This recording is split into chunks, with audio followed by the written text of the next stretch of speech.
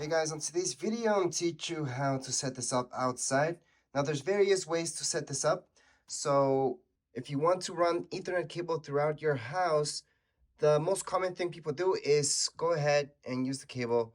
Go ahead, run it from your basement. It's usually from your basement or downstairs floor. Then you run it through the wall, okay? All the way to your attic. From your attic, then you bring it down to whichever bedroom you need it or bedrooms you need it. Usually you wouldn't buy something that's like this. This is 100 feet. You would buy something that you guys can make yourselves. So you guys would be placing this. That would be the normal thing to do. Others have commented that they ran it through their vents. Usually not up to code. Usually a fire risk. I wouldn't do it. So just look up your own code. The reason why you guys want to look at your code is because your insurance. Keep in mind that if anything happens to your house at any point in time, your insurance will always look for a way out. And if they find that you ran some cable through your vents, maybe that cost it, or maybe it didn't cost anything, they're just not gonna cover you because they always look for a way out. Some people did mention that you could run it through your cold air return, where I actually agree. Although this could get damaged, sure, if you run it through there, it could, but maybe it won't. Again, look at your own code and see if that's okay. Obviously, that seems a lot safer than running through your vents where, there's hot and cold air running through. Obviously, you're worried about the hot air, not really the cold air from your AC. And then there's people that want to run this outside their house. So they don't want to deal with running it through their walls and all that stuff because you will have to drill some holes through studs and stuff like that, where it's not as easy. It's not hard, but it's not easy. Sometimes running through the outside is just easier. And particularly me, I already have cables running from outside. Not sure why they're out there. They don't look bad. And this would just be adding onto them. There's like already 4 of them all together bunched up. So if I just add this one on, it won't make a difference. So that's what I'm gonna do. And that's why I bought this one that's for outdoors. And yes, if you're gonna run it through outdoors, make sure to buy one that's for outdoors. And if you buy one that's for indoors, people said that if you just run some tape on it, electrical tape on it 3 times, that should protect it enough. In my case, although this for outdoors, I will be getting something to place on top of it to protect it a little bit more. And if you read about that, well, a lot of people use PVC. In my case, I think I'm just gonna purchase some stuff that goes around cables that usually people use from inside the house. I'm just gonna put that on top of it, I think. But again, this is for outdoors, so it should be doing okay. Anyways, right now I'm gonna show you what I'm gonna do. And yes, it will require drilling 2 holes, but just 2. And they're basically opposite ends. So that's why it has to run all the way around the house. I'm gonna show you that in a second. All right, so for me, I have my router in the first floor. I actually have it behind my sofa, and that's so nobody touches it.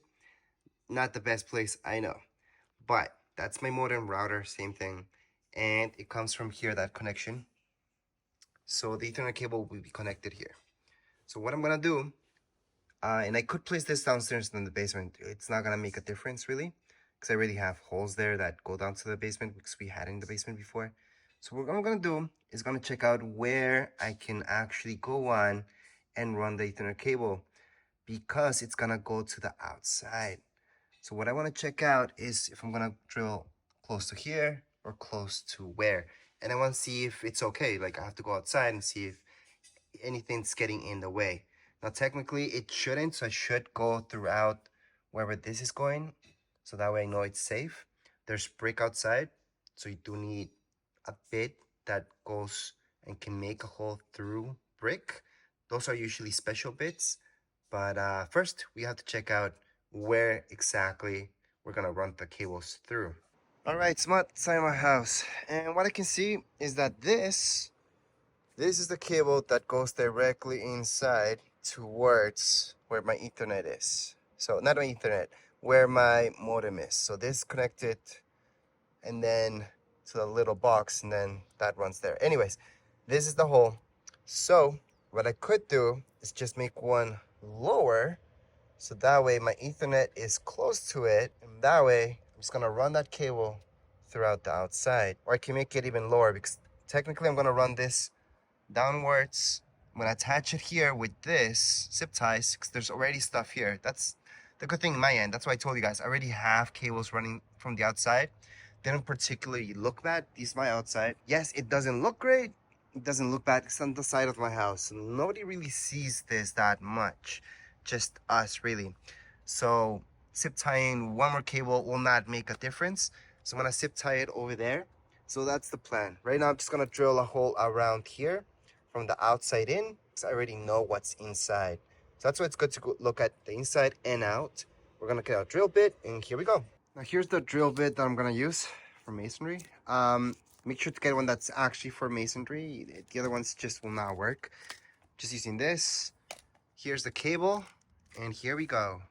All right, so I initially drilled a hole with this one. This one's 7/16. Now I noticed that I needed to make it a lot bigger, so I bought a 1-inch one. So it's significantly bigger, but as you guys can see, it's gonna drill a hole that's big enough for this to pass through just fine. And then we're gonna put some silicone from outside, and that's it. So here's the hole. What I did was just place some tape over this, painter's tape, so it doesn't get dirty. You're gonna slide it through. Now you guys can see it's a lot bigger than this. So really, yes, 1 inch is overkill. What you guys wanna do is maybe a 3/4 and you'll be fine. But just gonna slide it through, and then we're gonna take a look at the other side. But that's just to show you how to slide it through.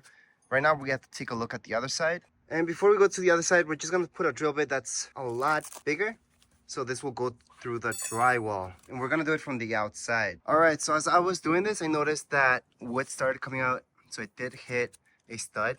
That's not a bad thing, but it's actually something I didn't want to do. But it's fine. That's why we have this type of drill bit, and it went through already, so we can take a look at the other side now. All right, so from the inside, we can see that it drilled the hole here.